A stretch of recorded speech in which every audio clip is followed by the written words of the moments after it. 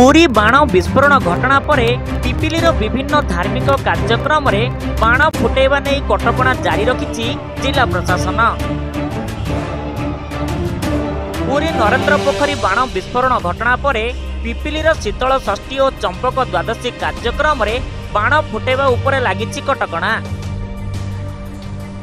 Jar प्रतिवाद करी दांड मकुंदपुर गोपालजी मंदिर में सांबादिक सम्मेलन करी प्रतिवाद करिसेंती दांड मकुंदपुर अंचलर विभिन्न संगठनर लोक माने। ब्यूरो रिपोर्ट पुरी खबर। जो बाण विस्फोरण मृत्युवरण कले लोक मैंने से प्रति आम गभीर दुख प्रकाश करुचु, किंतु सरकार एवं प्रशासन जो भाव पुरी जिलार समस्त ग्रामांचल मानक विशेषकर ब्राह्मण शासन मानक जो बाण बंद कर निर्देश जारी कर दुखित मर्माहत। आम समस्ते सरकार नियम को मानु किंतु आम मन जो क्षोभ रहीगला सरकार जदि ग्राम में प्रवेश करी ब्राह्मण मान सहित आलोचना करते अति उत्तम पदक्षेप होता। गत काली आम शासन मान समस्ते एकत्रित होई पुरी जिलापाल सहित साक्षात जाइलु, किंतु दुर्भाग्यवशत साक्षात हो पारा नहीं। एबे भी आम आशा रही सरकार ए दिगरे एवं नवनिर्वाचित विधायक एवं एमपी महोदय जमीत ए दिगरे किसी पदक्षेप ग्रहण करूँ एवं विधि रक्षा करने उद्देश्य गोपाल निकट में आकाशपात प्रदर्शन करने सामान्य आमको परमिशन दि जाऊ आम आशा रही।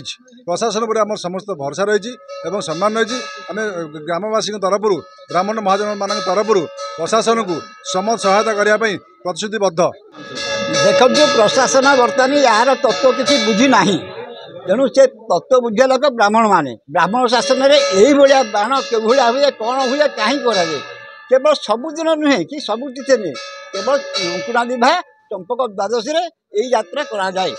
ये यात्रा आज की अनेक दिन अनेक पूर्व चली जदि प्रशासन चाहूँ बंद करने को काली रथ यात्रा 200 लोक मरीजे या कौन प्रत्येक रथ यात्रा बंद सब जगह बंद हो जदि ता नहला ताले बाण यात्रा पुरी लोक बोले मकुमपुर सब 16 शासन बाण बंद हो कहीं यार प्रशासन कौन उत्तर देवे आमको।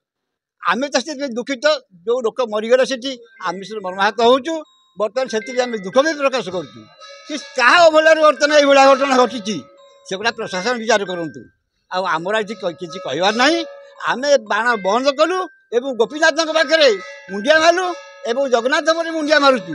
बर्तमान यार जे बंद करने को चेष्टा कर जय गोपाल देवा बुझंतु एवं ब्राह्मण शासन जो अभिशाप ताकू भी बुझा बाध्य हो। जी मकुम शासन मानक बंद करागला विवाह उत्सव देवता विवाह उत्सव बाण बंद करागला ताले अनेक जगह विवाह भल मंद सब गुड़ाक चली सी बाण तुरंत बंद करूँ तार बंद कर सारापर आम गोटे लिखित आकार दिंतु जे ओडिशा रे बाण यात्रा टोटाली बंद करागला।